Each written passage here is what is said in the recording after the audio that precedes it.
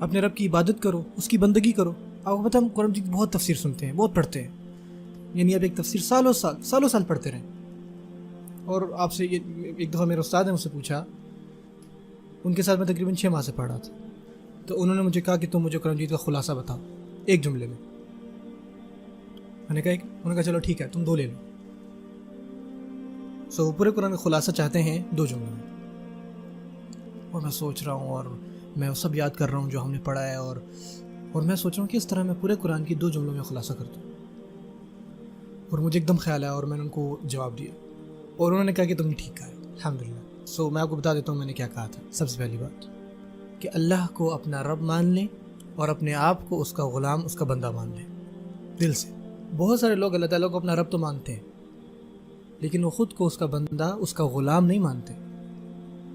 مان لیں اپنے آپ کو غلام، وہ اس کو دل سے سوچیں کہ وہ آپ کا مالک ہے اور آپ اس کے غلام ہیں۔ پہلی بات تو یہ تھی۔ تو جب آپ یہ کر لیں تو دوسرا جملہ تھا کہ یہ جو ہدایت ہے، یہ ہدایت یہ ان لوگوں کے لیے فائدہ مند ہے جو خود کو اس کا غلام مانتے ہیں۔ بات ختم۔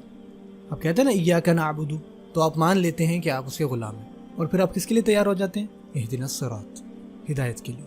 اللہ کا غلام بن کر اس کی ہدایت لینا، یہ قرآن مجید کا خلاصہ ہے۔ قرآن مجید میں شروع میں ہی آ جاتا ہے کہ ایاک نعبد، یہ شروع ہی ہوتا ہے کہ آپ مانتے ہو کہ میں اللہ تعالیٰ کا غلام ہوں، اور آخر میں اللہ تعالیٰ کہتے ہیں مالک الناس، اللہ تعالیٰ اپنے آپ کو مالک کہتے ہیں۔ آپ دیکھیں نا، اللہ تعالیٰ اگر مالک ہیں تو ہم کیا ہیں؟ اس کا غلام۔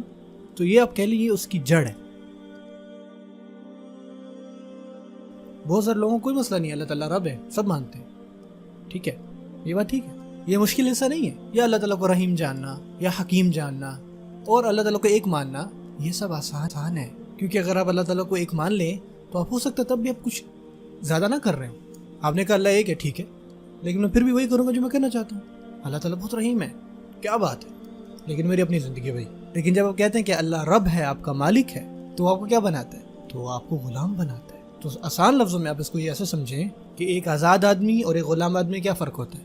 میں آپ کو فرق پتہ ہے؟ وہ یہ ہے کہ جو آزاد ہے نا، اس کا دل جو چاہے وہ کرتا ہے، لیکن غلام کے ساتھ کیا معاملہ ہے؟ وہ ہر چیز نہیں کر پاتا جو وہ کرنا چاہتا ہے۔ اگر ایک غلام جو اس کا دل چاہے وہ کرے تو اس کو آپ کہیں گے یہ غلام تو نہیں رہا۔ جو ایک چیز غلام میں ہوتی ہے وہ یہ کہ وہی کرتے ہیں جو اس کا مالک اس کو کہتا ہے۔